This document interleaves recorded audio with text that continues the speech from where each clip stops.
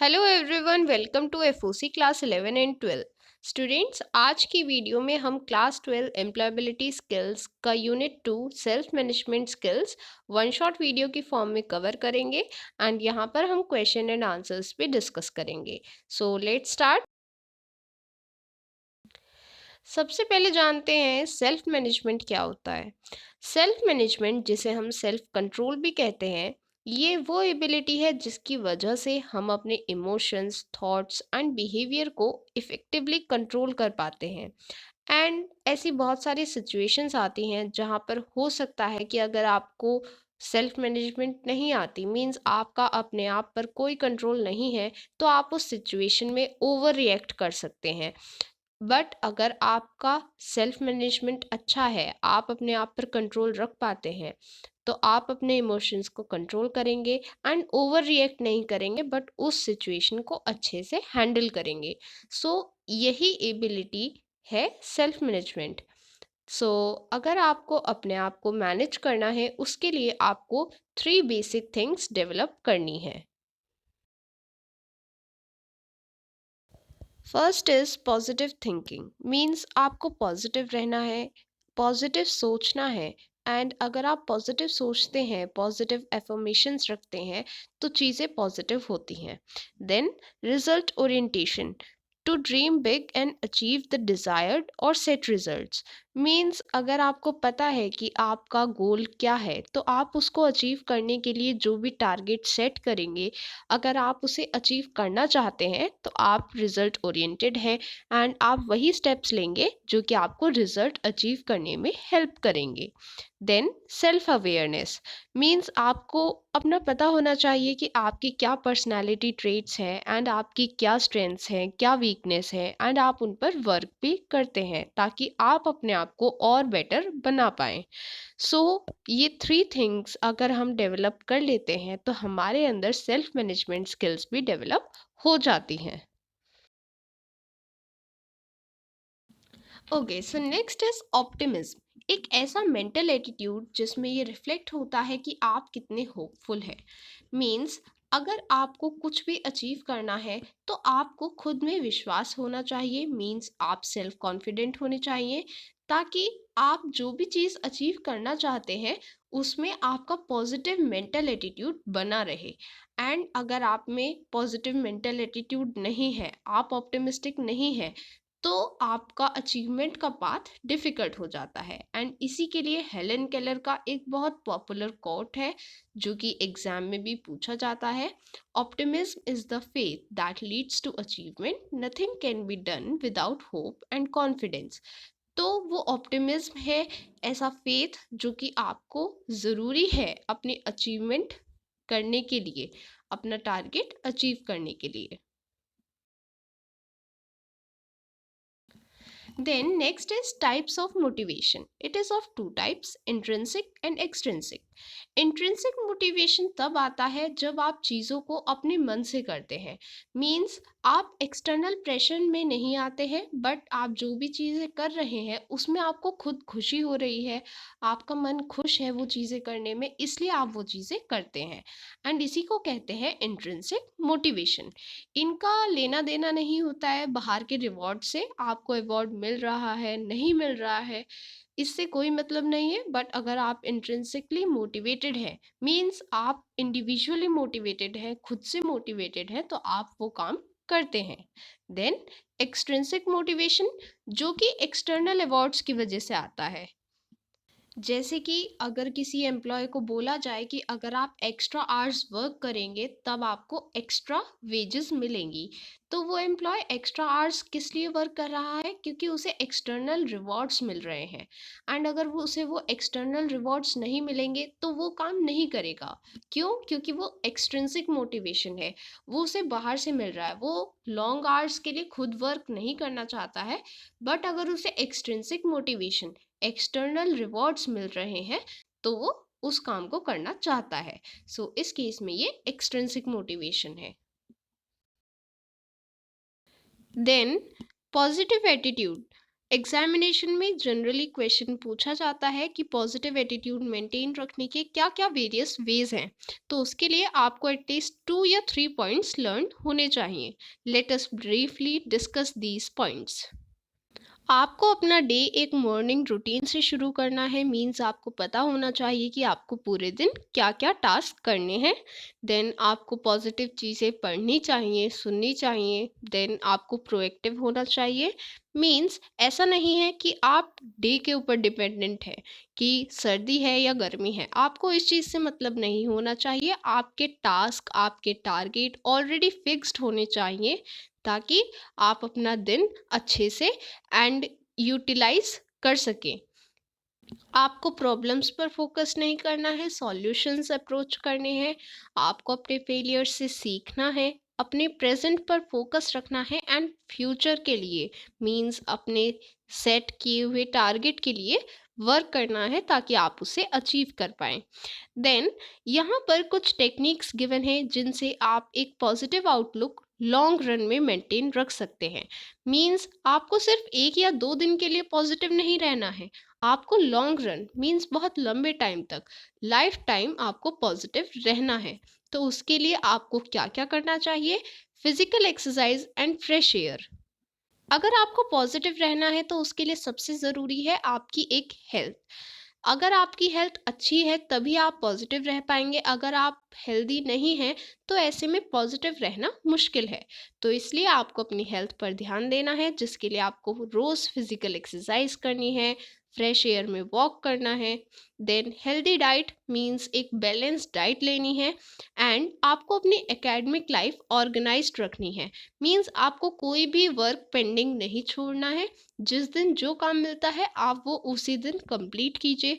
Exam time पर पढ़ने की बजाय आप पहले से जब आपको जो पढ़ाया जाए आप उसे पढ़ लीजिए, रिवाइज कर लीजिए, ताकि आपको एग्ज़ाम टाइम पर स्ट्रेस ना हो। सो इस तरह से आप अपनी एकेडमिक लाइफ ऑर्गेनाइज कर सकते हैं। Then adequate sleep. Of coursely sleep बहुत इम्पॉर्टेंट है। कई स्टूडेंट्स अपनी स्लीप को इतनी वैल्यू नहीं देते हैं, बट स्टूडेंट्स जितनी इम्पॉर्टेंट बाकी सारी चीज़ें हैं, पढ़ाई है, खाना है, उतनी ही इम्पॉर्टेंट है सोना। अगर आप अच्छे से सोते हैं, पूरी प्रॉपर स्लीप लेते हैं, तभी आपकी बॉडी और आपका माइंड प्रॉपरली फंक्शन करते हैं। सो इसलिए आपको एडिक्वेट स्लीप लेनी चाहिए। Then holidays with family and friends. Means ऐसा नहीं है कि आप हमेशा पढ़ते ही रहें।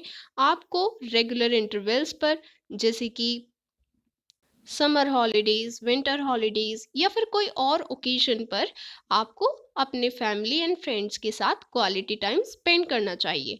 इससे आपका मूड भी चेंज होता है एंड आपका माइंड फ्रेश होता है, जिससे आप अपने वर्क में और ज़्यादा अच्छे से कंसंट्रेट कर पाते हैं।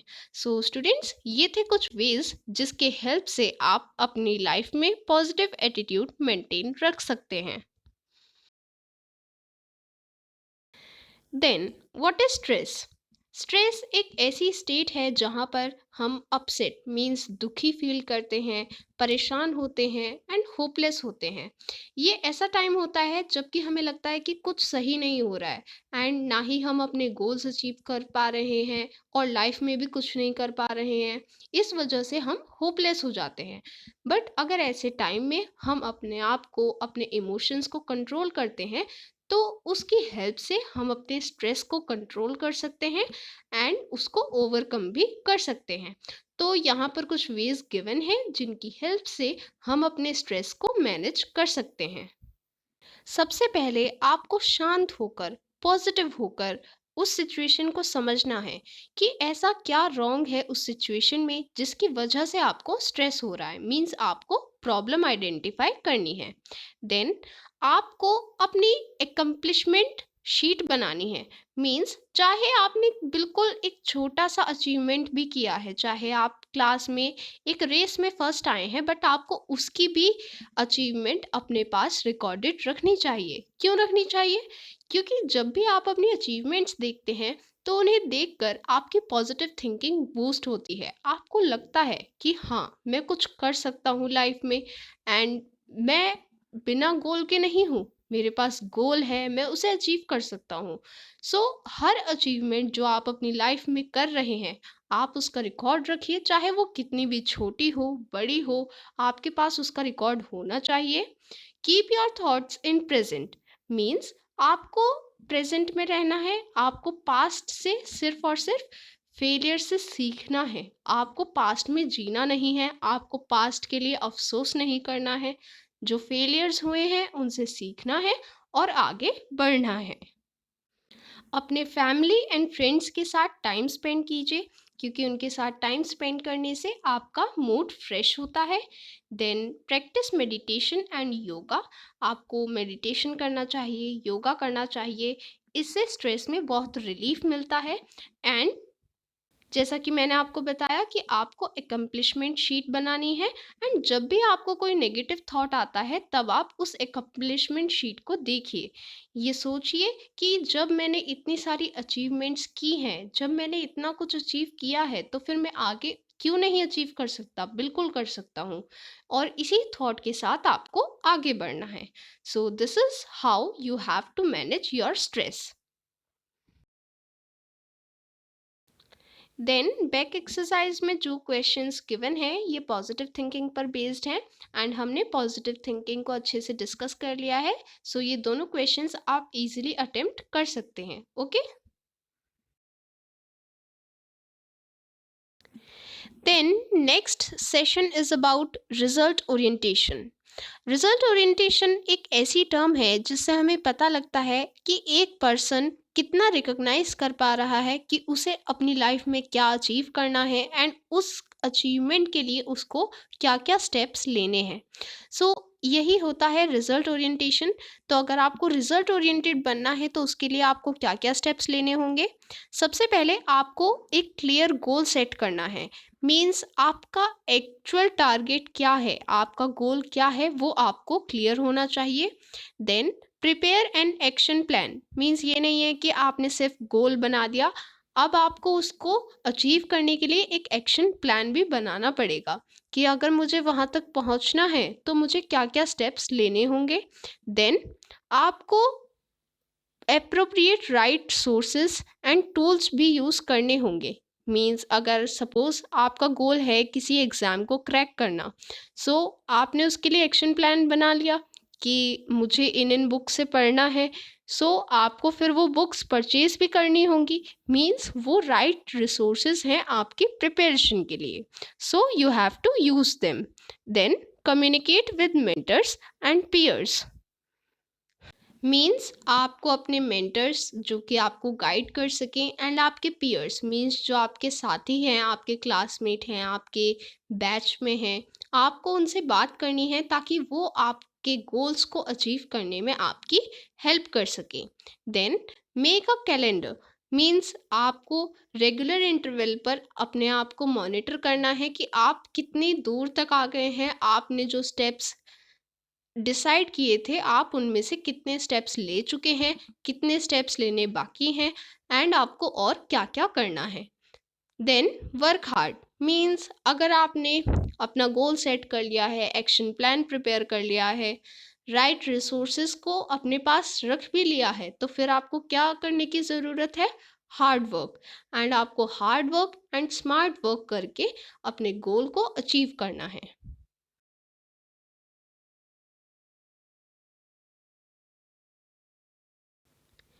Goal setting is very important. So here we will discuss that how to set our goals. And इसके लिए हम यूज़ करने वाले हैं एक इम्पॉर्टेंट एक्रोनिम स्मार्ट। स्टूडेंट्स यहाँ से जनरली क्वेश्चन बनता है एग्ज़ाम में, सो ये एग्जामिनेशन पॉइंट ऑफ व्यू से भी इम्पॉर्टेंट है, एंड ऑफ कोर्सली आपके समझने के लिए भी बहुत ज़्यादा इम्पॉर्टेंट है।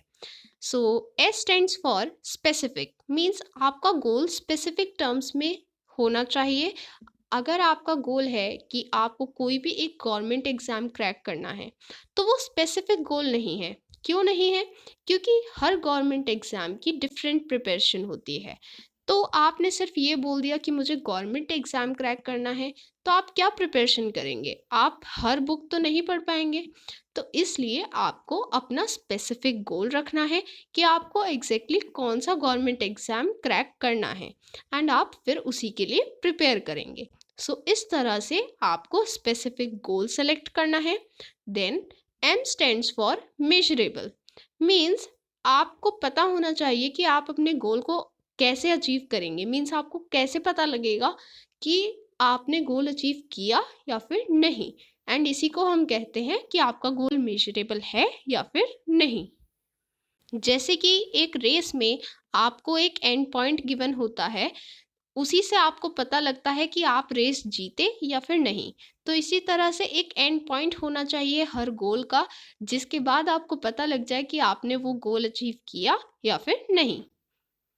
Then A stands for action oriented, means जब आपने गोल सेट कर लिए हैं तो आपके लिए इम्पॉर्टेंट है कि आप उस गोल के लिए एप्रोप्रिएट एक्शन लें, आप एप्रोप्रिएट स्टेप्स लें ताकि आप उस गोल को अचीव कर पाएँ। Then R stands for realistic, means आपको ऐसे गोल्स सेट करने हैं जो कि सच में आप अचीव कर सकें। आपको एंड इवन हर इंसान को अपनी एबिलिटी पता है, अपनी स्ट्रेंथ पता है, एंड अगर हमें अपनी स्ट्रेंथ पता है तब हम अपने लिए एक ऐसा गोल सेट कर सकते हैं जिसे हमारी कैपेबिलिटी के अकॉर्डिंग अचीव किया जा सकता है। सो आपको हमेशा रियलिस्टिक गोल सेट करने चाहिए। जैसे कि आप एक दिन में 24 घंटे पढ़ेंगे, ये कोई गोल नहीं है, क्योंकि कोई भी 24 घंटे नहीं पढ़ सकता है एक दिन में। सो आपको वो गोल सेट करना है जो कि आप सच में अचीव कर पाएंगे, रियलिटी में अचीव कर पाएंगे। Then T stands for timely, means हर गोल की डेडलाइन होनी चाहिए। ऐसा नहीं है कि आपने एक गोल सेट कर दिया है एंड आप लाइफ टाइम उसे ही अचीव करने में लगे हुए हैं।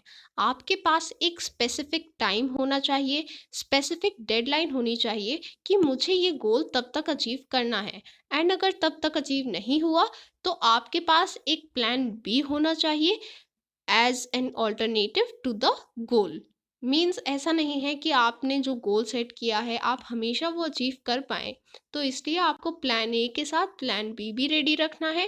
एंड अगर जो प्लान ए की टाइमलाइन थी, डेडलाइन थी, आपने तब तक वो प्लान गोल अचीव नहीं किया, तो आपको प्लान बी के लिए वर्क करना है। Okay, so this is how you have to set the goals using the acronym SMART।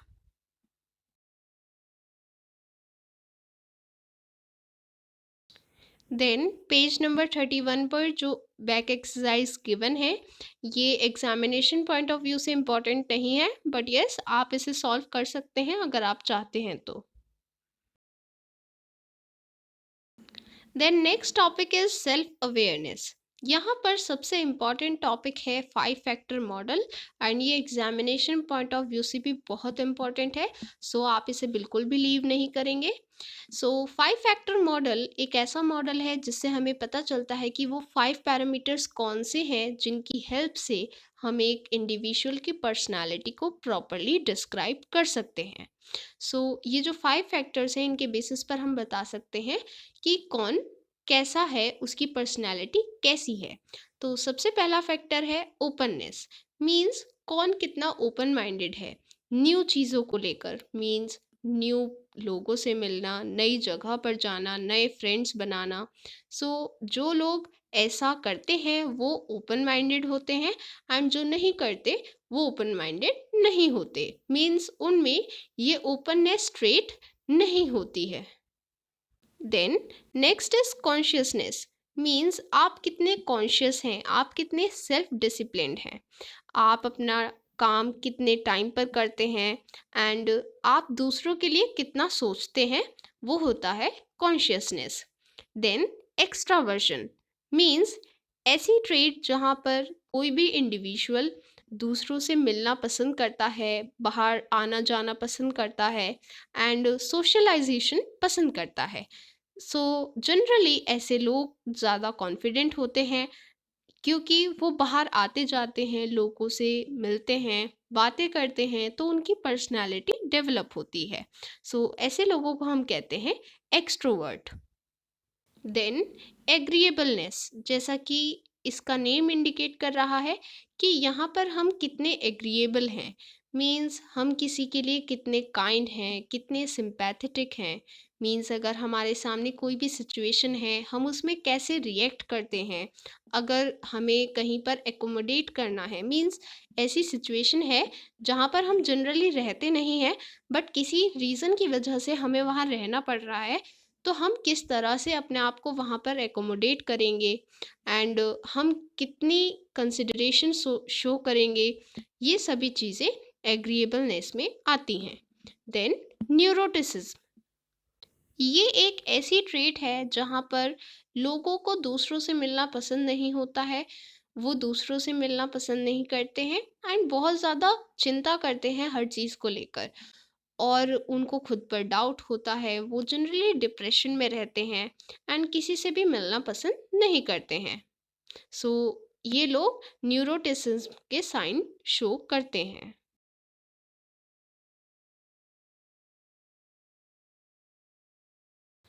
Then we are proceeding to the last topic of this chapter, common personality disorders. Then उसके बाद हम steps पढ़ेंगे जिनसे हम इन personality disorders को overcome कर सकते हैं। ये जो पर्सनालिटी डिसऑर्डर्स हैं इनको हमने 3 क्लस्टर्स में डिवाइड किया है: suspicious, emotional and impulsive, and last one is anxious.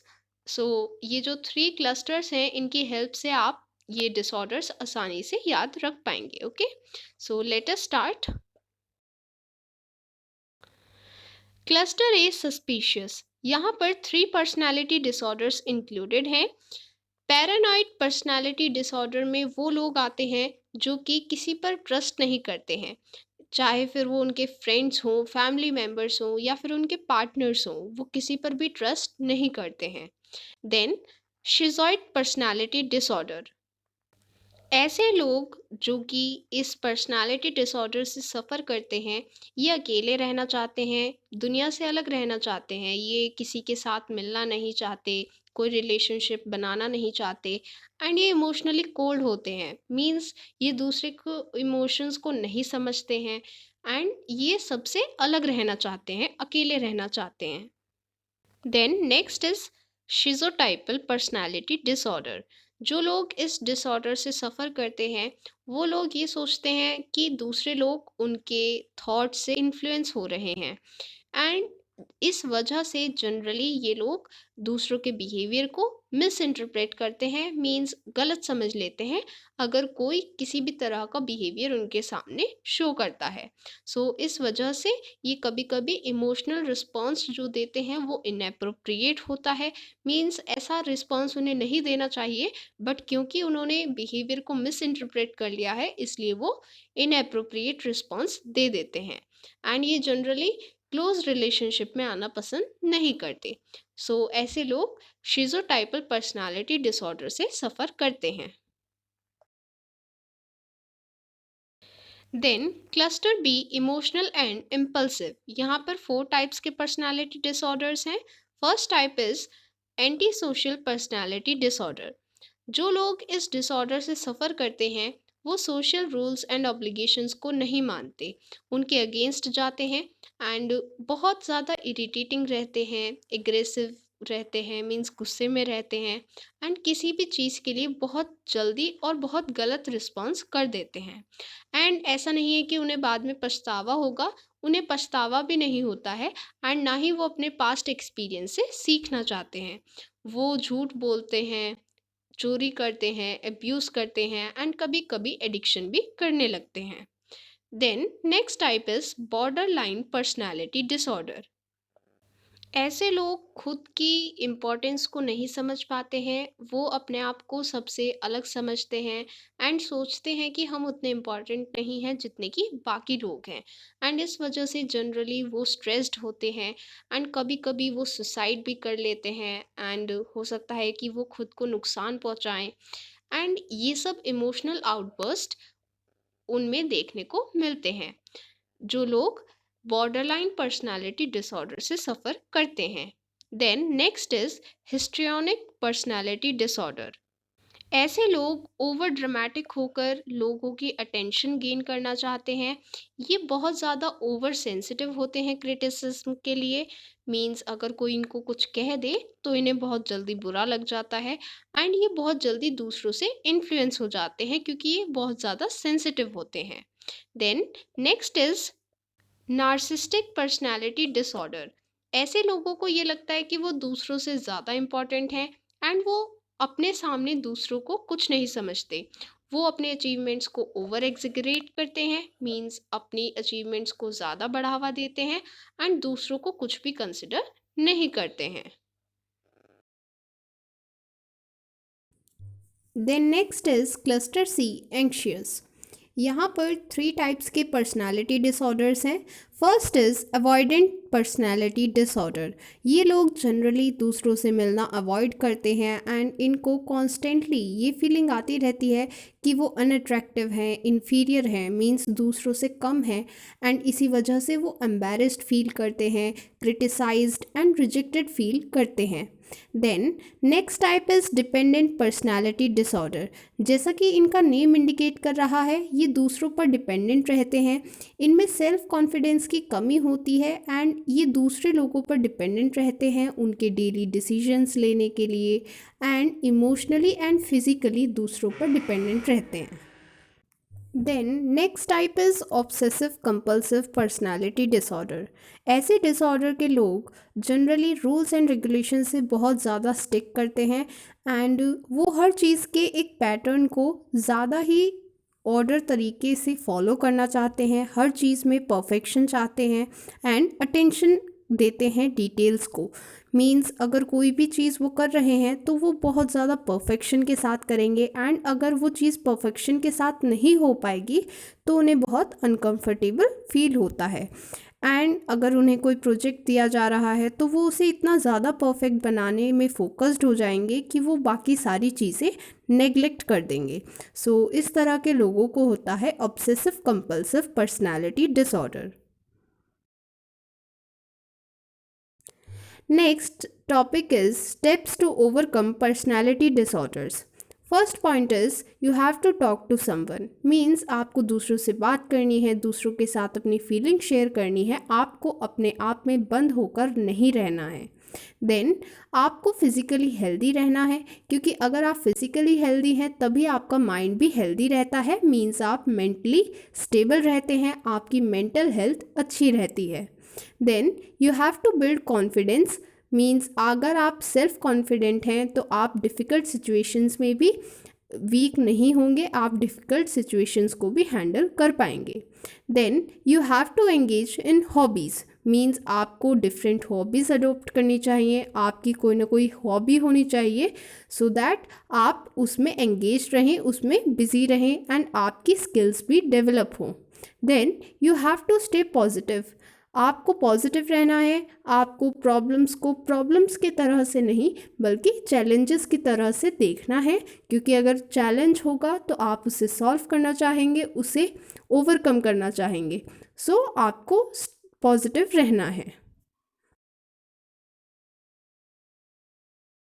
Then the last exercises are given on page number 38। यहाँ पर जिस तरह के क्वेश्चन गिवन है इसी तरह के क्वेश्चन आपके एग्ज़ाम में भी आते हैं and generally personality traits, personality disorders, यहाँ से क्वेश्चन ज़रूर बनते हैं। सो ये जो क्वेश्चंस गिवन हैं यहाँ पर, ये चारों ही क्वेश्चंस बहुत इंपॉर्टेंट हैं एंड इनमें से कई क्वेश्चंस आपके बोर्ड एग्ज़ाम में भी आ चुके हैं। So all these are very important. Here, question 1 is which of the following is not a parameter to describe an individual's personality? इसके लिए आपको 5 फैक्टर मॉडल याद होना चाहिए जिसमें हमने 5 पैरामीटर्स पढ़े थे एंड उन 5 पैरामीटर्स में ए ऑप्शन सेल्फ कॉन्फिडेंस ये पैरामीटर नहीं था। So A option is the right answer for this question. Then question number 2, which of the following is characterized by an extreme feeling of self-importance? Here the right answer is A, narcissistic personality disorder. Then question number 3, Ravi has feelings of emptiness, abandonment and suicide. What type of personality disorder is this? तो यहाँ पर हमें सारी personality disorders के traits पता होने चाहिए, उनकी करेक्टरिस्टिक्स पता होनी चाहिए। तो इसके अकॉर्डिंग, क्वेश्चन के अकॉर्डिंग जो राइट आंसर होगा वो है border line, that is A option. Then question number 4 is Mona is helping her sister to overcome a personality disorder. What should she do? So here we have to find the right option. अगर हमें किसी को help करनी है कि वो किसी personality disorder को ओवरकम करे तो हमें क्या करना चाहिए? तो यहाँ पर जो ऑप्शंस गिवन हैं, फर्स्ट 3 ऑप्शंस राइट हैं, इसका मतलब जो राइट ऑप्शन होगा वो होगा D, all of the above, because यहाँ पर जो फर्स्ट 3 ऑप्शंस हैं वो सभी करेक्ट हैं। So here the right option is D. So students, इसी के साथ हमने यूनिट 2 की 1 शॉट वीडियो कंप्लीट कर ली है एंड हमने सारे क्वेश्चन आंसर्स भी डिस्कस कर लिए हैं। एंड अगर आपको और क्वेश्चन आंसर की प्रैक्टिस करनी है सो आप सैम्पल पेपर बुक परचेज कर सकते हैं, जिसका लिंक आपको डिस्क्रिप्शन में मिल जाएगा। अब हम मिलेंगे नेक्स्ट 1 शॉट वीडियो में।